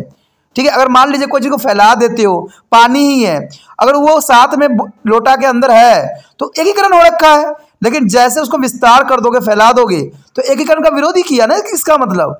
तो ये आप साधारण शब्दों में भी समझ सकते हो, जिसमें संगठन की एक प्रक्रिया समझा जाता है। यानी संगठन की एक प्रक्रिया होती है। इन दोनों में अलग आत्मसातकरण सामाजिक संपर्क की जो है अंतक्रियाओं को चरम उपलब्ध होता है। यानी इनमें जो है डिफरेंस देखने को अंतक्रियाएं जो है परम उपलब्ध आपको दिखेगा। कहते हैं आत्मसातकरण की प्रक्रिया विभिन्न संस्कृति मूल्य और भावों को सम्मिलित एवं लंबा समय लगती है। यानी इसको होने में, आत्मसात करने में बहुत लंबा समय लगता है। ठीक है, कहते हैं किसी को आप जाओगे और उसके विचारधारा से अवगत नहीं हो सकते, उसको समझने के लिए बहुत लंबी समय लगता है, तभी जो है अपने विचारों को आप यहाँ पर त्याग देते हो, आपका विचार जो होता है विलीन हो जाती है, तो इसलिए थोड़ा लंबा समय लगता है। इसके विपरीत एकीकरण संस्कृति अनेकता, स्वच्छता और जो है अपूर्ण जो है आत्मसात को संबंध होता है। यानी एकीकरण के जो विचार होते हैं अनेकता में एकता की भावना लाने को होती है। ये थोड़ी सी अवधि में घटित हो सकती है, यानी थोड़ा सा अगर आप प्रयास करो, आपकी विचारधारा अच्छा है तो लोग काफ़ी इकट्ठा हो सकते हैं। ठीक है, कहते हैं इकट्ठा होने का मतलब है कि जहाँ से व्यक्ति को साधन मिलता है, जहाँ से व्यक्ति को विचारधारा मिलता है, वहाँ व्यक्ति जरूर जो है एकीकरण होते हैं। देखिए, मैं भी ये बात जानता हूँ कि त्रिपाणी स्टडी सेंटर के साथ बहुत से बच्चे जुड़ेंगे, क्योंकि ये विश्वास है, क्योंकि कहते हैं उनके लिए जब मैं अच्छा से अच्छा करने की कोशिश कर रहा हूँ तो वो भी जरूर मुझसे जुड़ेंगे। और जुड़ना तभी हो पाएगा संभव जब आप कोशिश करोगे। कहते हैं कई टॉपिक जो है बच्चे जो है नहीं देख पा रहे हैं, क्योंकि उनको जो है उन तक मैं नहीं पहुंच पा रहा हूं, क्योंकि पहुंचने का बात ही यहाँ पर थोड़ा डिफरेंट आता है, क्योंकि इसका नाम जो है त्रिपाण स्टडी सेंटर है, लेकिन जैसे हम त्रिपाण लिखते हैं तो ये त्रिपुरा कर देता है, जिसकी वजह से बच्चों को लगता है कि ये फेक वीडियो था, ठीक है, चाहे फेक चैनल था। तो ये बात आपको भी समझना पड़ेगा कि कहते हैं कुछ चीज़ों को अगर आप रिसर्च में लाओगे तभी जाके वो आगे बढ़ेगा, ठीक है, और तभी जो है आपके लिए अच्छा से अच्छा होगा। आपको पता है कि जब एग्जाम फाइनल आएगा तो इसमें बहुत से जो है टेस्ट सीरीज आपके लिए आएगा, जिसमें हम क्वेश्चन आंसर पे डिस्कस करेंगे, और वो एग्जाम के लिए बहुत ही इंपॉर्टेंट रहेगा। तो ये तब होगा जब ये आगे बढ़ेगा, क्योंकि मुझे पता है कि मुझे एक नहीं अनेक बनना है। मुझे एक दो से क्या, ठीक है, अगर मान लीजिए बहुत से बच्चे जुड़ते हैं तो उनको फ़ायदा होगा ना इससे, और फ़ायदा होगा तो कहते हैं उनकी विचारधारा अच्छी विचारधारा में कन्वर्ट होगा, वो देश के लिए कल्याण के कार्य करेंगे। तो यही तो त्रिपाण स्टडी सेंटर का लक्ष्य है कि सब बच्चे सुचारू रूप से अच्छे बने और माता पिता का आज्ञा का पालन करें, आदर्शमय बने। क्योंकि कहते हैं दोस्तों, गलत बन के हम कुछ भी नहीं कर सकते। कहते हैं वो हम हमेशा ही एक कुपात्र ही बनेंगे और आलोचना का ही विषय बनेंगे। इसलिए आलोचना हमें नहीं बनना है, हमें तो बनना है एक अच्छा इंसान बनना है, जो हमें कोई व्यक्ति अगर गलत नहीं अच्छा नहीं कह सकता तो गलत भी कहने का अधिकार उस पर ना हो। ठीक है, इसलिए दोस्तों जितना हो सकता है इस वीडियो को शेयर कीजिए और इसको जो है एक से अनेक में कन्वर्ट कीजिए। कहते हैं जितना अधिक बच्चे मुझसे जुड़ेंगे, जितना सब्सक्राइब करके रखेंगे, उतना ही उन तक ये वीडियो पहुंचेगा और उतना ही आगे वो चलेंगे। क्योंकि मैं नहीं चाहता कि कोई वीडियो मैं अच्छा डालूं और आप उस वीडियो से अनभिज्ञ रह जाओ और उसको ना देख पाओ, उसको आगे ना समझ पाओ, तो ये आपका ही नुकसान होगा। इसलिए सोचना नहीं है, जल्द से जल्द जो है इसको सब्सक्राइब करके अपने मोबाइल में सेव कर लीजिए, तभी जो है समय समय पर आपको इसका नोटिफिकेशन जो आपको मिलता रहेगा। ठीक है, अगली पॉइंट पे हम बात करते हैं जिसमें आत्मसातकरण की प्रक्रिया विभिन्न संस्कृति मूल्य और भावों को सम्मिलित में लंबा समय लगता है। तो हमने आत्मसातकरण के तो पहले ही विचार कर चुके हैं कि ये जो होती है संस्कृति मूल्य होती है और भावों को और सम्मिलित को जो है लंबा समय लग जाता है इसको आगे बढ़ने के लिए। इसके विपरीत एकीकरण जो है संस्कृति अनेकता सुरक्षा और जो है अपूर्ण जो है आत्मसात से संबंधित होता है। यानी एकीकरण की भावना जो होती है, अगर आपका विचारधारा अच्छा है तो जरूर जो लोग जो है आपसे जुड़ जाते हैं। यह थोड़ी सी अवधि में घटित हो सकती है। यानी आपने देखा होगा कि जब नेता प्रचार करते हैं तो बहुत जल्दी जो है लोग उनके बातों पर विश्वास कर लेते हैं। क्यों? क्योंकि नेताओं के जो भाषण में एक ही बात होती है, लालच। ठीक है, आपके लिए जो है तरह तरह की लुभावनी बातें करते हैं, हमेशा आपकी जो है जो दुखती नस होती है ना उसको दबाते हैं और आप उनकी बातों पे बहुत जल्दी आकर्षित हो जाते हो। वो आपको कहते हैं कि हम जैसे ही सत्ता में आएंगे आपको रोजगार दे देंगे, जैसे ही सत्ता में आएंगे आपको हम बस फ्री करेंगे, बिजली फ्री करेंगे, आपको हर तरह की सुविधाएं दे देंगे। और ये नहीं कहते हैं कि आप सारी बातें अगर मैं करता हूँ फ्री तो दूसरी चीज़ें जैसे खाने पीने की वस्तु है उस पर सारा मैं आपको बोझ डाल दूंगा और आप दब के नमक रोटी पे आ जाइएगा। ठीक है, सिर्फ पानी पी के आप जिंदगी जी लीजिएगा, बिजली चला के आप अपना जीवन जी लीजिएगा और बस में यात्रा करके आप जो भोजन ग्रहण कर लीजिएगा, क्योंकि आपके जो आवश्यक चीजें होंगी उसको बढ़ा देंगे। तो आप लोग भी क्या करते हो, उनकी लालचों में आ जाते हो। हमने बचपन में सदैव पढ़ा है और आप अपने बच्चों को भी पढ़ाते हो कि लालच बुरी बला है, उसको सदैव ही अपने पास भटकने ना दो। लालच करोगे तो गड्ढे में गिरोगे, और वही आज हो रहा है। आज हर कोई आपको बेवकूफ़ बनाने की कोशिश कर रहा है। आप जैसे मैं आऊँगा आपको रोजगार दे दूंगा, सभी बच्चों को मैं जो है शिक्षित कर दूंगा। हमारी शिक्षा पद्धति बहुत उन्नति है, लेकिन वो कभी भी सरकारी स्कूल में जाकर नहीं देखते हैं कि बच्चे की कैसे पढ़ाया जा रहा है, कैसा उनका पढ़ाने का ढंग है, क्या टीचर उपलब्ध होता है। मैंने इवन ये भी देखा है, अगर प्राइवेट स्कूल में टीचर नहीं आते हैं तो दूसरा टीचर उनके जगह पर ले लेते हैं, पढ़ाते हैं। लेकिन सरकारी स्कूल में अगर आप देखोगे, अगर टीचर नहीं आया है तो सब बच्चों को घर से स्कूल से बाहर भगा देते कि जाओ अपने घर पे जाओ, टीचर आया ही नहीं पढ़ाने वाला। तभी तो ये सरकारी और प्राइवेट ऐसा क्यों हो रहा है? अरे भाई, सरकारी स्कूल है तो आप वहाँ पर टीचर की व्यवस्था करो ना। दूसरा टीचर अगर छुट्टी पे गया है तो बच्चों को छुट्टी करने का क्या अर्थ है? तो यही सब चीज़ जो है आप लोगों को भी बर्बाद कर रहा है, आप देश को भी बर्बाद करने पे लगा हुआ है। आपको लगता है कि ये सब चीज़ें आपके लिए फ़ायदे में है, आपको ले जाएगा, लेकिन आपको ही नुकसान में ले जा रहा है ये। तभी तो आप देखते हो कि तेल की कीमत इतनी बढ़ गई है। आपको देखो समाज में जो है आटे चावल जो हमारी प्राथमिक वस्तु है उनकी इतनी महंगाई हो गई है कि आम गरीब तो कहते हैं जैसे दुकान पे जाता है वो अपने 10 बार तो सोचने लग जाता है मैं क्या करूं, क्या खरीदूं, क्या ना कर दूं। तो ये सब क्यों हो रहा है? तो ये सब जो होता है नेताओं के भाषण की वजह से होता है। वो आपको तरह तरह के लालच देते हैं और सत्ता में प्रवेश कर जाते हैं। बेशक वो पानी फ्री करते हैं, बिजली फ्री करते हैं, लेकिन आपने कभी ये बात सोचा है कि ये पानी बिजली जब फ्री करते हैं, क्या उस कर्मचारी जो इस विभाग में लगे हुए हैं, क्या उनको पैसे की आवश्यकता नहीं होगी? कि उनके बाल बच्चे नहीं होंगे? क्या वो फ्री में काम कर रहे होंगे? दोस्तों, फ्री में वो काम नहीं कर रहे होते हैं। वो सारे के सारे पैसे जो होते हैं आपके दूसरे वस्तु से वो लोग निकाल लेते हैं। ठीक है, वो आटा चावल दाल पे इतने रेट बढ़ा देते हैं और उन पैसों के जो होता है बिजली विभाग में, ठीक है, पानी विभाग में, बस ट्रांसपोर्ट विभाग में उन कर्मचारियों को पैसा देने में लगा देते हैं। तो यही सरकार कर रही है और आप लोग इसी बात पे बेवकूफ़ बन रहे हो। सरकार को सदैव ये कहो कि भाई जो हमारी प्राथमिक वस्तु है उसको रेट कम करो, उसको तालमेल अच्छा बनाओ, जिससे हर एक व्यक्ति जो है दो टाइम का भोजन ग्रहण कर सके। हमें बस में यात्रा अगर हमें ज़रूरत पड़ेगा तो हम जरूर पैसा लगा के हम यात्रा कर लेंगे, ठीक है। हमें ज़रूरत पड़ेगा तो हम जो है पानी की व्यवस्था भी कर लेंगे, होगा। अगर हमें बिजली नहीं मिला फिर भी हम जो है आज तक कहते हैं, हमारा जो कहते हैं भारत का जो अगर देखा जाए संस्कृति, तो हम लालटेन और दिए पे ही चलाए हैं। हम बिजली लेके हमारा पेट नहीं भर जाएगा। तो कभी भी आप लोग भी इस बात पे प्रश्न करो, इस बात पे जो है आगे बढ़ाओ, और ये तभी होगा जब आप समझदार होगे, आप पढ़ोगे।